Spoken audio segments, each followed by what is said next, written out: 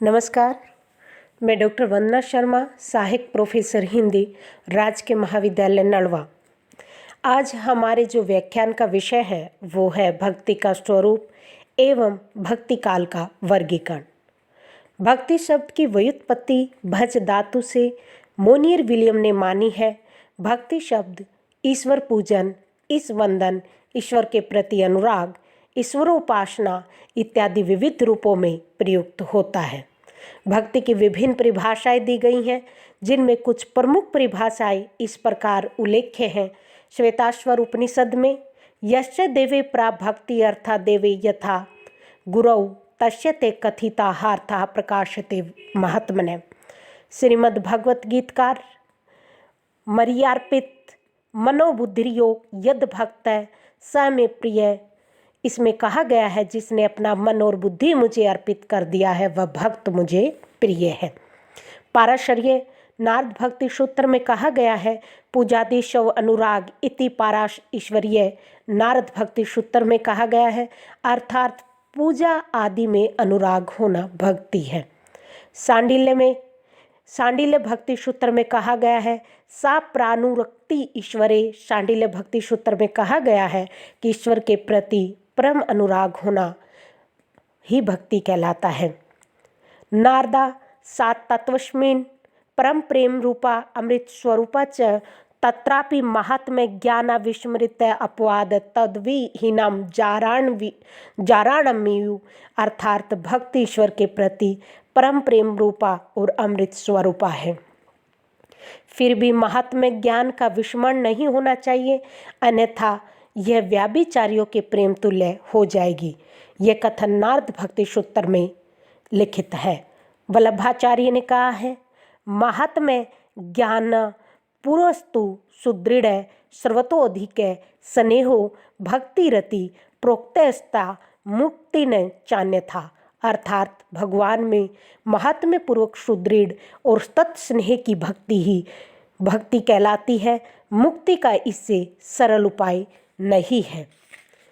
उसके बाद में तुलसीदास जी कहते हैं कि जाते बेगी दरवहु में भाई सो मम भक्ति परम सुखदाई सो सुतंतर अवलंब न आना ते ही अधीन ज्ञान विज्ञाना। अर्थात भगवान को तुरंत दर्वित करने का परम सुगम व स्वतंत्र उपाय भक्ति कहलाता है। भक्ति रसायन मन की उस वृत्ति को भक्ति कहते हैं जो आध्यात्मिक साधना से द्रवीभूत होकर ईश्वर की ओर प्रभावित होती है। रामचंद्र शुक्ल कहते हैं श्रद्धा एवं प्रेम के योग का नाम भक्ति है, जो चिंतामणि में उल्लिखित है। आचार्य हजारी प्रसाद द्विवेदी कहते हैं भक्ति भगवान के प्रति अनन्यगामी एकांत प्रेम का नाम है। भक्ति काल दो धाराओं में विभाजित है, सगुण भक्ति और निर्गुण भक्ति। सगुण भक्ति की भी दो शाखाएं निकलती हैं, राम भक्ति काव्य शाखा और कृष्ण भक्ति काव्य शाखा। निर्गुण भक्ति से भी दो भाग होते हैं, ज्ञानाश्रयी शाखा, प्रेमाश्रयी शाखा। ज्ञानाश्रयी शाखा को संत काव्य कहा जाता है और प्रेमाश्रयी शाखा को सूफी काव्य कहा जाता है। उसी प्रकार जो सगुण भक्ति के दो भाग किए गए हैं, राम भक्ति शाखा उसके प्रवर्तक तुलसीदास कहे जाते हैं, कृष्ण भक्ति शाखा के प्रवर्तक सूरदास कहे जाते हैं। निर्गुण भक्ति में संत काव्य के प्रवर्तक कबीरदास कहे जाते हैं और प्रेमाश्रयी शाखा में सूफी काव्य के प्रवर्तक मलिक मोहम्मद जायसी कहे जाते हैं। सगुण भक्ति के अंतर्गत जो राम भक्ति शाखा है, जिसे राम काव्य के नाम से भी संज्ञा दी जाती है, उसका वर्णन इस प्रकार से हम कर सकते हैं कि भक्ति काल की सगुण भक्ति शाखा की एक मुख्य उपशाखा राम भक्ति शाखा भी कहलाती है। राम भक्ति शाखा का मूल उद्देश्य था राम के जीवन से आदर्श ग्रहण कर समाज में उसका प्रचार करना। राम भक्त कवियों में सबसे समृद्ध और प्रतिनिधि कवि गोस्वामी तुलसीदास कहे जाते हैं, जिनकी रामचरितमानस रचना इस शाखा का महत्वपूर्ण एवं गौरवपूर्ण ग्रंथ है। राम भक्त अन्य कवियों में अगरदास, जिन्होंने ध्यान मंजरी अष्टयाम और नाभादास जिन्होंने भक्तमाल लिखा, केशवदास जिन्होंने रामचंद्रिका लिखी, प्राणचंद चौहान रामायण महानाटक लिखा, लालदास अवध विलास लिखा, सहजराम रघुवंश दीपक लिखा, सेनापति कवित रत्नाकर लिखा इत्यादि इनके मुख्य ग्रंथ माने जाते हैं। उसके बाद सगुण भक्ति काव्य शाखा में कृष्ण भक्ति शाखा के अंतर्गत हम विचार करेंगे। भक्ति काल की सगुण भक्ति धारा की एक मुख्य उपधारा कृष्ण भक्ति शाखा है, जिसके आराध्य देवता कृष्ण है। वस्तुतः कृष्ण को आधार बनाकर लिखा गया काव्य कृष्ण काव्य है। इसके कवि कृष्ण भक्त कवि हैं। कृष्ण भक्त कवियों में सूरदास सूरसागर, सुरसारावली, साहित्य लहरी, नंददास भंवर गीत, मीराबाई मीरा पदावली, रसखान प्रेम वाटिका, अष्टयाम और अष्टछाप के प्रमुख कवि माने जाते हैं। अष्टछाप के कवियों में महाकवि सूर, कुंभनदास, नंददास, कृष्णदास, परमानंद दास, गोविंद स्वामी, छित स्वामी और चतुर्भुज दास आते हैं। संत काव्य के अंतर्गत भक्ति काल की निर्गुण भक्ति धारा की एक उपधारा ज्ञानाश्रयी शाखा है। आचार्य हजारी प्रसाद द्विवेदी ने इसे निर्गुण भक्ति साहित्य, डॉक्टर राम कुमार वर्मा ने संत काव्य धारा और रामचंद्र शुक्ल ने इसे निर्गुण ज्ञानाश्रयी शाखा कहकर संबोधित किया है। वस्तुतः इस काव्य धारा के कवियों का एक विशेष दृष्टिकोण था, जो संत शब्द से भली भांति व्यंजित होता है। इसमें संतों ने शास्त्रीय ज्ञान से दूर रहकर सहज, सांसारिक एवं व्यावहारिक ज्ञान की प्राप्ति पर बल दिया। संत कवियों में कबीरदास, मलुकदास, रज्जब, धर्मदास, बुला साहिब, धरणीदास, लालदास, पीपा घना इत्यादि उल्लेखनीय हैं। इसके बाद जो हमारा प्रेमाश्रयी शाखा, जिसे सूफी काव्य धारा का भी नाम दिया जाता है, उसका वर्णन हम इस प्रकार से कर सकते हैं। हिंदी साहित्य के भक्ति काल की निर्गुण धारा की एक दूसरी उपधारा को प्रेमाश्रयी काव्य धारा का नाम भी दिया जाता है। निर्गुणोपासकों की वह शाखा जिनकी भक्ति की मुख्य विषय प्रेम से प्रेरित है और जो ईश्वर से मिलाने वाला है तथा जिसका आभास लौकिक प्रेम के रूप में मिलता है, सूफी शाखा अथवा प्रेमाश्रयी शाखा है। सूफी शब्द की व्युत्पत्ति जिन विभिन्न शब्दों से की गई है, वे सफ, चबूतरा, सफ़ा, पवित्र जीवन बिताने वाला साधु, सोफिस्ट, ज्ञानी, सूफा, अरबों की जाति विशेष, सूफा, भक्त विशेष, सूफ, सादा ऊन इत्यादि। प्रमुख सूफी कवियों में मुल्ला दाऊद चंदायन, जायशी पद्यावत, मंझन मधुमालती, ईश्वरदास सत्यवती कथा, कुतुबन मृगावती, शेख उस्मान चित्रावली, नसीर प्रेम दर्पण, जान कवि, कनकावती इत्यादि प्रमुख हैं। भक्ति आंदोलन का उदय, इसके बारे में विविध मत हैं, जिनका वर्णन हम इस प्रकार से कह सकते हैं। वह महत्वपूर्ण जो मत है उनमें जॉर्ज ग्रियर्सन का मत है कि ईसा की दूसरी तीसरी शताब्दी में कुछ ईसाई मद्रास चेन्नई आकर बस गए थे, जिनके प्रभाव से भक्ति का विकास हुआ। भक्ति आंदोलन ईसाइयत की देन है, ये जॉर्ज ग्रियर्सन महोदय मानते हैं। वेवर महोदय का मत है कि भक्तों की जयंतियां मनाने की प्रथा ईश्वर मत के ईसाई मत के प्रभाव के फलस्वरूप हुई है। ताराचंद, हुमायूं, कबीर आदि कहते हैं कि शंकराचार्य, निम्बार्काचार्य, रामानुजाचार्य, रामानंद, वल्लभाचार्य, आलावार संत, वीर शैव और लिंगायत इत्यादि वह शैव संप्रदायों की दार्शनिक मान्यताओं पर मुस्लिम प्रभाव है। रामचंद्र शुक्ल देश में मुसलमानों का राज्य प्रतिष्ठित हो जाने पर अपने पौरुष से हताश जाति के लिए भगवान की शक्ति और करुणा की ओर ध्यान ले जाने के अतिरिक्त दूसरा मार्ग ही क्या था। डॉक्टर राम कुमार वर्मा, हिंदुओं में मुसलमानों में से लोहा लेने की शक्ति नहीं थी, इसे असहाय अवस्था भी उनके पास ईश्वर से प्रार्थना करने के अतिरिक्त अन्य कोई साधन नहीं था। आचार्य हजारी प्रसाद द्विवेदी, अगर इस्लाम नहीं आया होता तो भी साहित्य का 12 आना वैसा ही होता जैसा आज है। बौद्ध तत्ववाद बौद्ध धर्म में लोक धर्म का रूप ग्रहण कर रहा था, जिसका निश्चित चिन्ह हम हिंदी साहित्य में पाते हैं। आचार्य हजारी प्रसाद द्विवेदी, भक्ति आंदोलन भारतीय चिंतन धारा का स्वाभाविक विकास है। डॉक्टर राम कुमार वर्मा, पराजय की मनोवृत्ति मनुष्य को या तो विषय विलास में लीन करती है या अपनी आध्यात्मिक श्रेष्ठता के प्रदर्शन में स्थितिपूर्ति ढूंढने में प्रेरणा देती है। एक दृष्टि में भक्ति आंदोलन के विविध मतों को इस प्रकार देखा जा सकता है कि ईसाई धर्म की देन है वो वेवर, किथ, जॉर्ज ग्रियर्सन और विल्सन महोदय मानते हैं। अरबों की देन है ताराचंद महोदय मानते हैं। मुस्लिम संस्कृति का परिणाम ताराचंद, हुमायूं, कबीर, डॉक्टर आबिद हुसैन मानते हैं। बाह्य आक्रमण की प्रतिक्रिया रामचंद्र शुक्ल, डॉक्टर राम कुमार वर्मा मानते हैं। भारतीय परंपरा का स्वतः स्फूर्त विकास डॉक्टर हजारी प्रसाद द्विवेदी मानते हैं। पराजय की क्षति का पूर्क डॉक्टर गुलाब राय मानते हैं। इसके जो अन्य स्मरणीय तथ्य हैं वह इस प्रकार हैं। भक्ति आंदोलन का उद्गम क्षेत्र द्राविड़ दक्षिण प्रदेश को माना जाता है। कहा भी गया है, भक्ति द्राविड़ उपजी लाई रामानंद, कबीर महोदय मानते हैं। भक्ति आंदोलन के कर्णधार दक्षिण भारत के आलवार 12 संत थे। भक्ति को उत्तर में लाने, प्रतिष्ठित एवं प्रचारित करने का श्रेय रामानंद को जाता है। उत्तर में राम भक्ति का प्रवर्तन राघवानंद ने किया था। भक्ति आंदोलन का स्वरूप देशव्यापी था।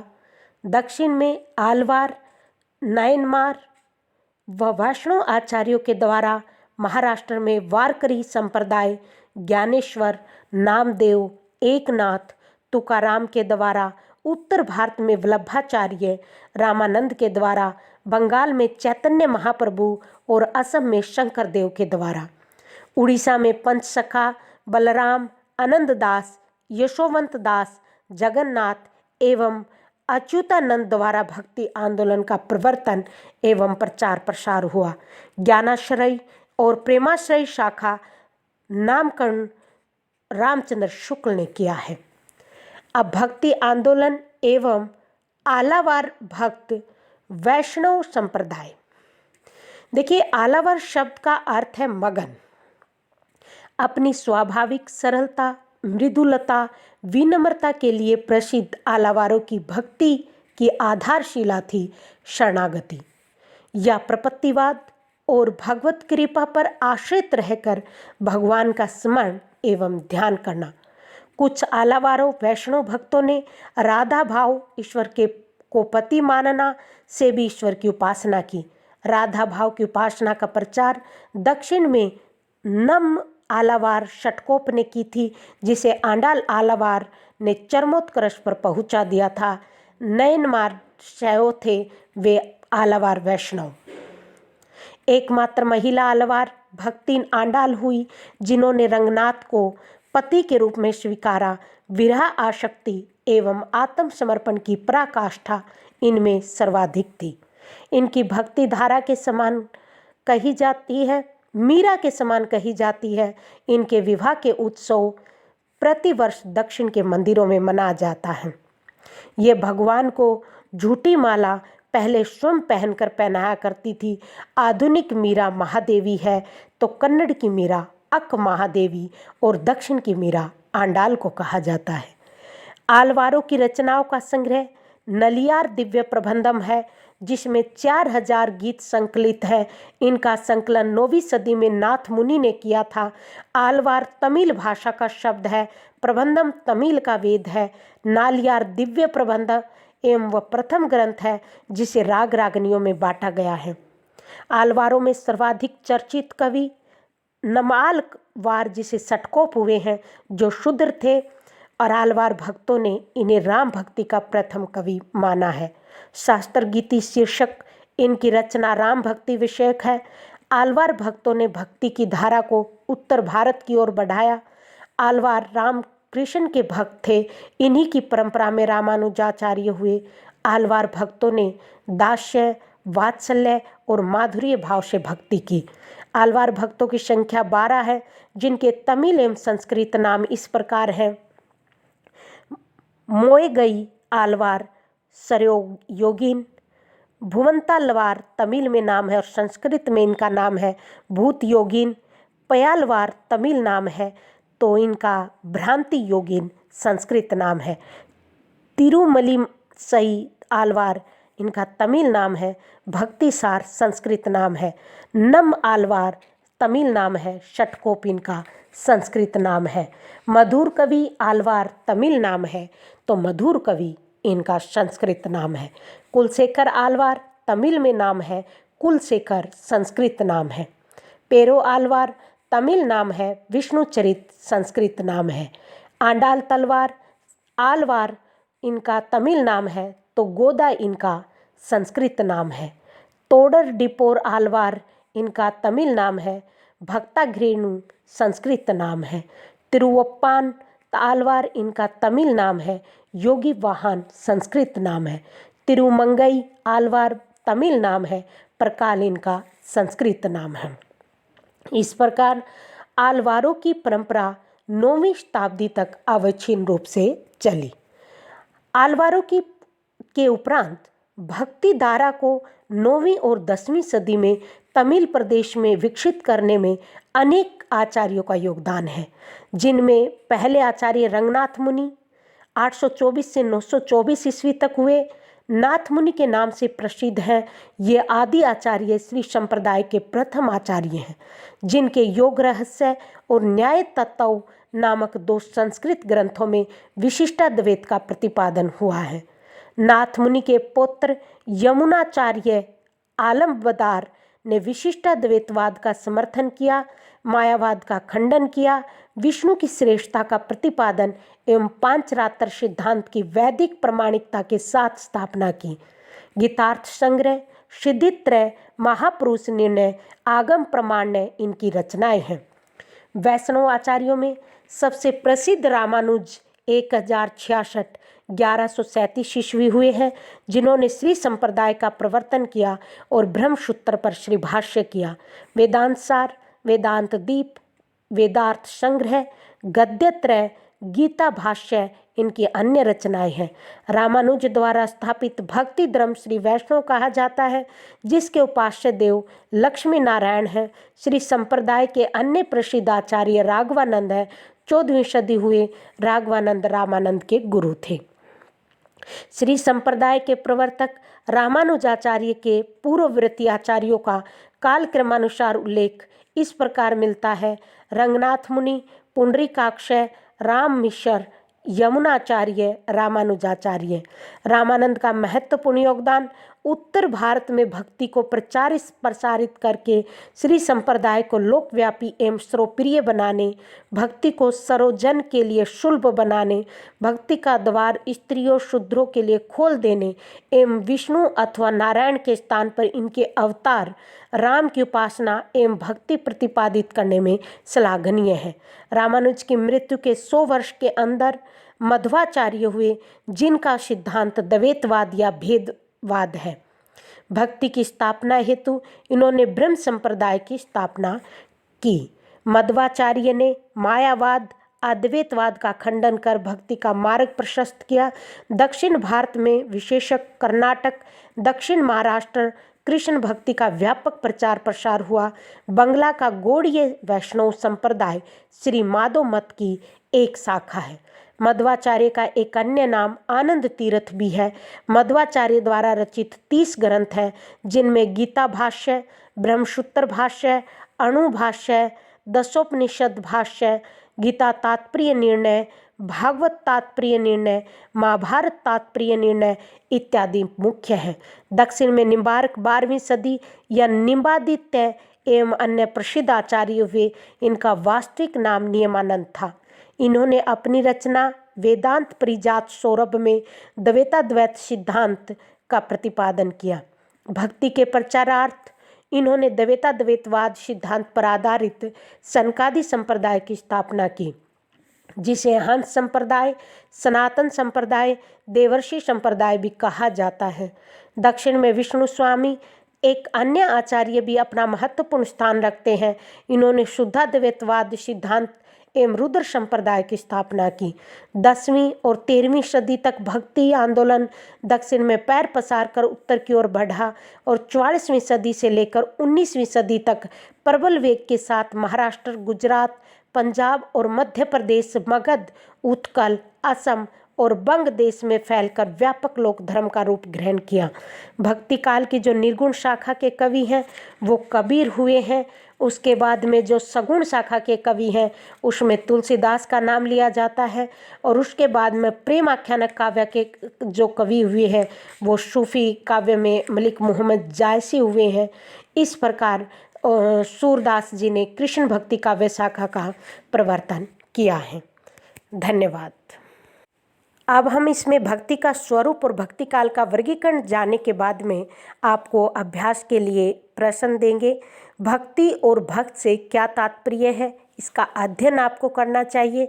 हिंदी साहित्य में भक्ति का उद्भव कैसे हुआ, यह आपको अध्ययन करना चाहिए। हिंदी साहित्य में भक्ति को विदेशी उपज मानने वालों का क्या तर्क है। हिंदी साहित्य में भक्ति को पराजित समाज की प्रतिक्रिया क्यों और कौन कहते हैं। भक्ति के उद्भव के संबंध में आचार्य हजारी प्रसाद द्विवेदी का क्या मत है। भक्ति का उद्भव पराजित तथा निराश हताश जाति की प्रतिक्रिया क्यों नहीं है। श्री संप्रदाय का परिचय दीजिए। ब्रह्म संप्रदाय का संक्षिप्त परिचय दीजिए। रुद्र संप्रदाय का परिचय दीजिए। निम्बार्क संप्रदाय का परिचय दीजिए। वल्लभ संप्रदाय का परिचय दीजिए। राधा वल्लभी संप्रदाय का संक्षिप्त परिचय दीजिए। चैतन्य संप्रदाय का वर्णन कीजिए। धन्यवाद।